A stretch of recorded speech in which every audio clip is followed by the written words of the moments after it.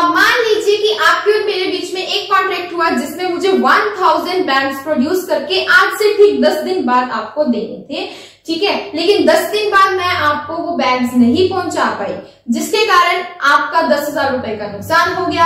आप मेरे पास आते हैं और कहते हैं कि मैम आपने हमें डिलीवर नहीं किए, जिसके कारण हमारा 10,000 रुपए का नुकसान हो गया है। अब आप उस 10,000 रुपए की भरपाई कीजिए, आपको वो 10,000 रुपए हमें देने पड़ेंगे। अब वो 10,000 रुपए यहाँ पर क्या है, इसे ही तो हम कहेंगे डैमेजेस। आज का जो हमारा टॉपिक है वो है डैमेजेस एंड इट्स टाइप्स को लेकर। तो चलिए शुरू करते हैं, लेकिन उससे पहले आपको बता दूं कि हमारे कॉन्ट्रैक्ट के प्रीवियस लेक्चर्स आपको पूरी प्लेलिस्ट मिल जाएगी यहाँ आई बटन के साथ साथ नीचे डिस्क्रिप्शन बॉक्स में, तो जाकर उसे जरूर देखिएगा। बहुत सारे और भी हेल्पफुल लेक्चर्स हैं आपके लिए। So without any further delay just let's get started. Damages जो वर्ड है ना, ये हमने अपने पिछले ही लेक्चर में यूज किया था, आपको समझाया था। वो नहीं देखा है तो उसका लिंक भी आपको यहाँ आई बटन पे दिख रहा होगा, तो वो भी जाके देखिएगा। तो देखते हैं सबसे पहले कि डैमेजेस की प्रॉपर मीनिंग क्या होता है।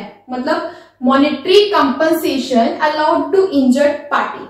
अब जहां आपके और मेरे बीच में कॉन्ट्रैक्ट हुआ था 1000 बैग्स को प्रोड्यूस करके आपको डिलीवर करनी है, तो यहाँ पर मैं आपको नहीं दे पाई थी बैग्स, जिसके कारण आपको बहुत नुकसान हुआ है। तो इस केस में आप कहलाएंगे इंजर्ड पार्टी, या फिर कह सकते हैं अग्रीव्ड पार्टी, ठीक है। तो अगर अब आपको नुकसान हुआ है, आप मेरे से जो 10,000 रुपीज मांगेंगे, वो क्या होगी मेरी तरफ से मॉनेटरी कंपनसेशन जो मैं आपको दूंगी, यानी कि इंजर्ड पार्टी को दूंगी। तो इसी चीज को हम कहते हैं डैमेजेस, और डैमेजेस का मीनिंग ये बॉक्स में आपको दिखाई दे रहा है। अब चलते हैं डैमेजेस के टाइप्स के ऊपर। तो ये जो सारी टाइप्स है ये होती है डैमेजेस की टाइप्स। सबसे पहले आती है हमारे पास ordinary damages, then special damages, then exemplary damages, then nominal damages, then liquidated damages, unliquidated damages and penalty. बारी बारी से इन सबको डिस्कस करेंगे, और इन सभी डैमेजेस में से कुछ डैमेजेस के दूसरे नाम भी हैं, वो भी हम पढ़ेंगे। तो चलिए स्टार्ट करते हैं ऑर्डिनरी डैमेजेस से। इसका दूसरा नाम होता है हमारे पास जनरल डैमेजेस, मतलब ऐसे डैमेजेस जो नेचुरली अराइज हो जाती हैं। फॉर एग्जाम्पल, अभी जैसे हम दोनों के बीच में 1000 बैग्स को लेकर कॉन्ट्रैक्ट हुआ था, तो आपका सिंपली से आपने कैलकुलेट करा कि 1000 बैग्स का आपका कितना नुकसान हुआ, 10,000 का नुकसान हुआ, तो मैं आपको 10,000 रुपीज की डैमेजेस दूंगी। तो मतलब ये नेचुरली अराइज हो गई कि जितना की भी आपका नुकसान बनता था, अब मुझे वो पे करना पड़ेगा। That is ordinary damages. Next आती है हमारे पास स्पेशल डैमेजेस। ये डैमेजेस हमें पे करनी पड़ती है ऑन द स्पेशल सर्कमस्टांसेस या फिर अनयूजुअल सर्कमस्टांसेस। इसकी एग्जांपल लेते हैं।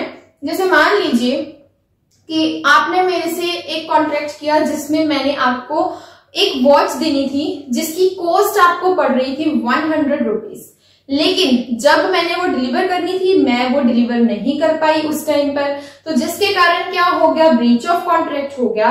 और आप मेरे से, आपको ना ये 100 की कॉस्ट पड़ रही थी, ठीक है, आपने मेरे से वो 100 की तो खरीदनी थी, लेकिन आपको आगे ये बेचनी थी 500 रुपीज की।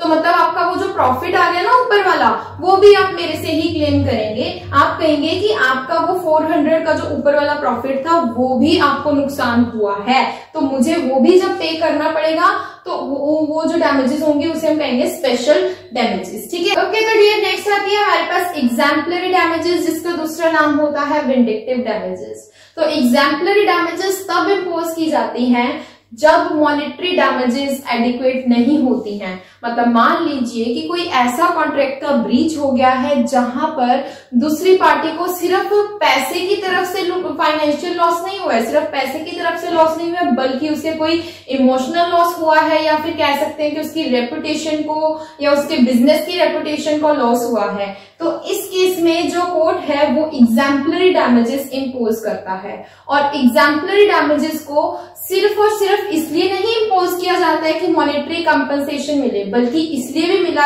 इम्पोज किया जाता है ताकि जिस पर्सन ने उस कॉन्ट्रैक्ट को ब्रीच किया है उसे पनिश भी किया जा सके कि भाई तुमने अब इसका ब्रीच किया है, नेक्स्ट टाइम तुम ब्रीच मत करना, नहीं तो देखो एक्स्ट्रा भी पे करना पड़ सकता है तुम्हें उसकी डैमेजेस के लिए, ठीक है। तो मतलब ये डैमेजेस जो होती है ये पनिश करने के लिए भी दी जाती है। अब फॉर एग्जाम्पल मान लीजिए कि आपका भी एक बिजनेस है और मेरा भी एक बिजनेस है, मैंने आपको देना है 1 लाख रुपए का चेक, ठीक है, मैंने चेक आपको पकड़ा दिया, मेरे अकाउंट में सफिशिएंट बैलेंस है, लेकिन बैंक ने गलती से वो चेक कर दिया, डिसऑनर चेक बाउंस कर दिया, जिसके कारण क्या हुआ कि मेरी तो रेपुटेशन खराब हो गई ना आपके आगे।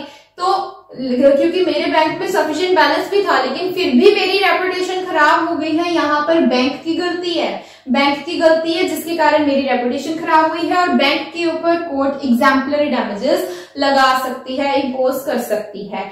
और दूसरी एग्जांपल मैं आपको देती हूँ मैरिज कॉन्ट्रैक्ट की। वैसे marriage is not a kind of contract in this case, but still हम एक एग्जांपल ले रहे हैं कि कैसे हमारी इमोशंस वगैरह जो होते हैं वो हर्ट हो सकते हैं।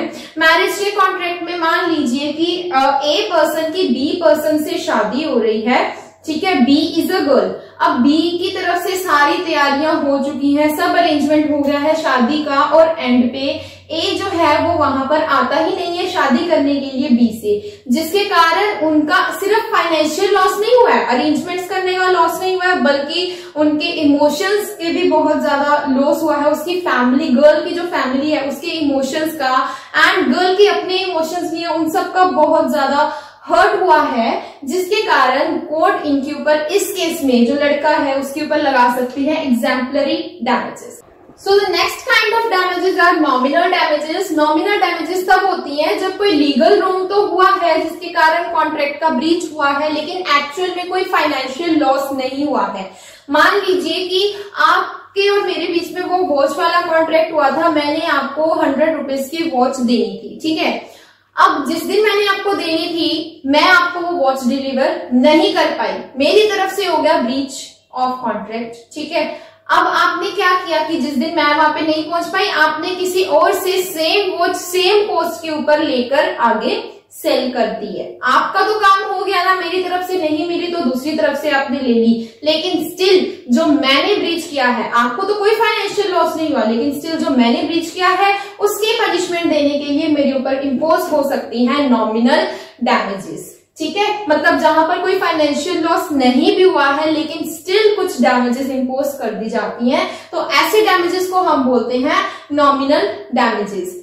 एंड नेक्स्ट आती है हमारे पास लिक्विडेटेड डैमेजेस। इसमें भी हम वही एग्जांपल लेते हैं 1000 बैग्स वाली, जिसमें कि मैंने आपको 1000 बैग्स डिलीवर करने हैं। तो हम दोनों के बीच में जब ये कॉन्ट्रैक्ट हुआ तो आपने कहा कि देखिए मैम, अगर आप हमें 1000 बैग्स को डिलीवर नहीं करेंगे तो हमारा 10,000 रुपीज का लॉस हो जाएगा।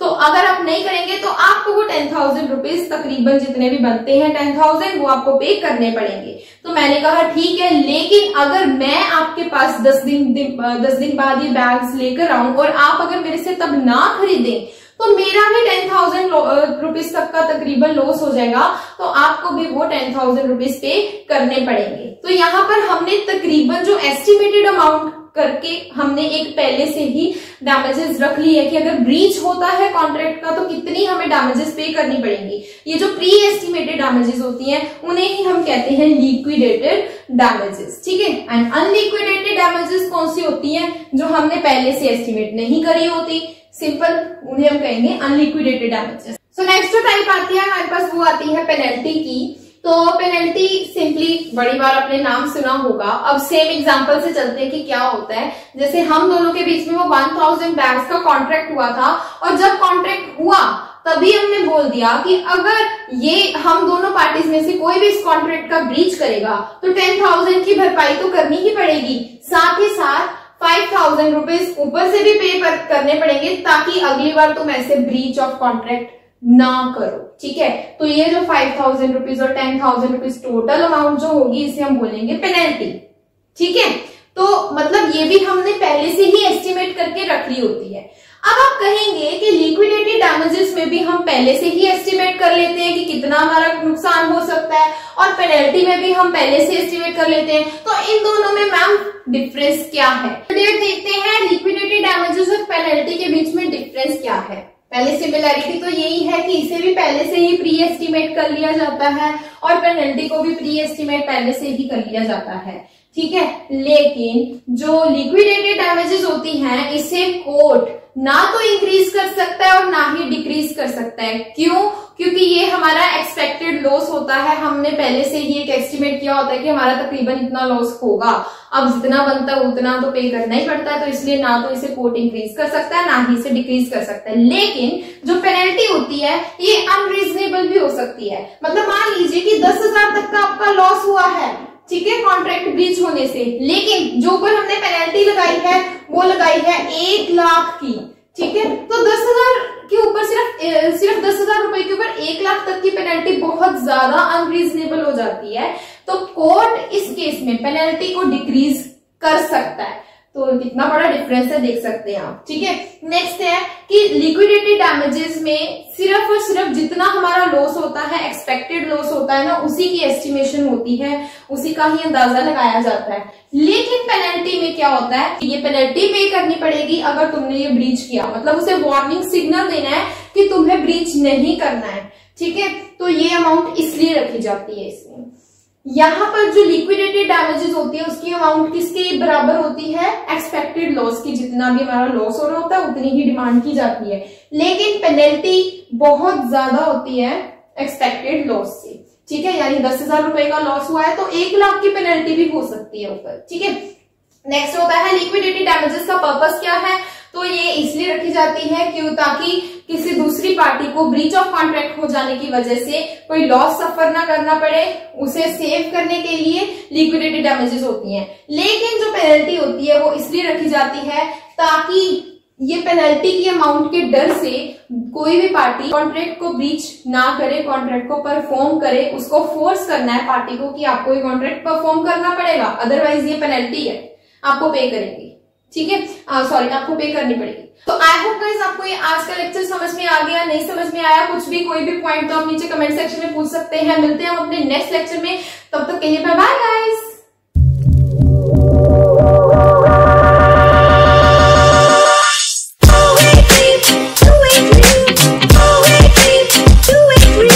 Let me see it, but you let me see it, you won't let me be.